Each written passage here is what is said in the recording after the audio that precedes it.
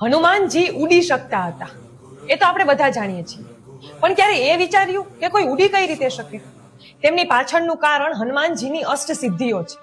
અષ્ટસિદ્ધિ નવનિધિ કે દાતા એ હનુમાન ચાલીસામાં લખાયેલ માત્ર ભક્તિની પંક્તિઓ નથી, પરંતુ કોસ્મિક પાવર સિસ્ટમ છે. 99% લોકો અષ્ટસિદ્ધિ નવનિધિ કે દાતાનો ખરો અર્થ જાણતા જ નથી. આ વિડીયોમાં આપણે હનુમાનજીની અષ્ટસિદ્ધિઓને એક એક કરીને વિગતવાર સમજશું. આ વિડીયો ખૂબ જ ઇન્ફોર્મેટિવ છે, માટે વિડીયોને છેલ્લે સુધી જરૂર જુઓ. પ્રથમ સિદ્ધિ અણિમા, પોતાના શરીરને ધૂળના કણ જેટલું નાનું કરી દેવું. લંકામાં પ્રવેશતી વખતે હનુમાનજીએ પોતાના શરીરને મચ્છર જેટલું નાનું કરી દીધું હતું. આખું રાક્ષસ સામ્રાજ્ય ત્યાં મોજૂદ હતું, છતાં કોઈ પણ હનુમાનજીને જોઈ ન શક્યું. દ્વિતીય સિદ્ધિ મહિમા, પોતાના શરીરને પર્વત જેટલું વિશાળ બનાવી દેવું. લંકા જતી વખતે સુરસા નામક રાક્ષસીએ સમુદ્રમાં જ્યારે હનુમાનજીનો રસ્તો રોક્યો, ત્યારે હનુમાનજીએ 100 યોજન સુધી પોતાનું કદ વધારી દીધું.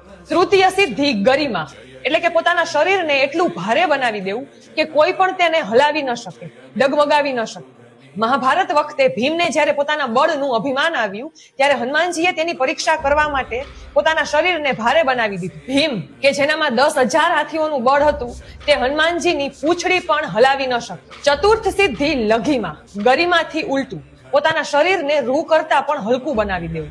અશોક વાટિકામાં જ્યારે હનુમાનજી પાંદડા પર બેઠા હતા, ત્યારે પાંદડું નમ્યું પણ નહીં, અને તેમની આ જ સિદ્ધિના કારણે તેઓ હવામાં ઉડી પણ શકે છે. પાંચમી સિદ્ધિ પ્રાપ્તિ, જે કંઈ ભી ઈચ્છે, જ્યાં પણ ઈચ્છે તે તરત જ મેળવી લેવું, અને એ સિવાય પશુ પક્ષીઓની ભાષા પણ સમજી શકવું.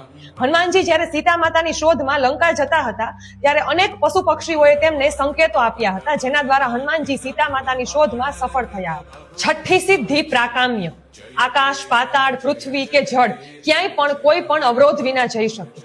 રામ અને લક્ષ્મણની શોધમાં અહિરાવણને મારવા આ જ સિદ્ધિ દ્વારા હનુમાનજી પાતાળમાં જઈ શક્યા હતા. સાતમી સિદ્ધિ ઈશિત્વ, ઈશ્વર સમાન નેતૃત્વ, જીવન આપવાની શક્તિ. સંજીવની લાવીને લક્ષ્મણજીના પ્રાણ બચાવ્યા હતા. આ માત્ર કોઈ શક્તિ ન હતી, પણ એક દૈવીય અધિકાર હતો. અને અષ્ટ સિદ્ધિ એટલે કે વશિત્વ, મન અને ઇન્દ્રિયો પર નિયંત્રણ, એ સિવાય અન્યોના મન પર પણ નિયંત્રણ. હનુમાનજી જીતેન્દ્રિય છે, પૂર્ણ બ્રહ્મચારી છે, અને આ જ તેમની સૌથી મોટી શક્તિ છે. આ સિદ્ધિઓ કોઈ ચમત્કાર નથી, પરંતુ કળિયુગ માટે સંકેતો છે કે જો મન, બુદ્ધિ અને આત્મા સંતુલિત હોય તો સામાન્ય માણસ પણ સીમાઓથી પર જઈ શકે છે. અને અંતમાં બસ એટલું જ કે હનુમાનજીની સૌથી મોટી શક્તિ તેમની સિદ્ધિઓ નહીં, પરંતુ તેમની ભક્તિ હતી, શ્રી રામ પ્રત્યેની ભક્તિ. અને જેની સાથે શ્રી રામ હોય તેના માટે કંઈ પણ અશક્ય નથી. જો તમને અષ્ટસિદ્ધિનો સાચો અર્થ સમજાણો હોય તો કમેન્ટમાં જય શ્રી રામ જરૂર લખો. જય શ્રી રામ.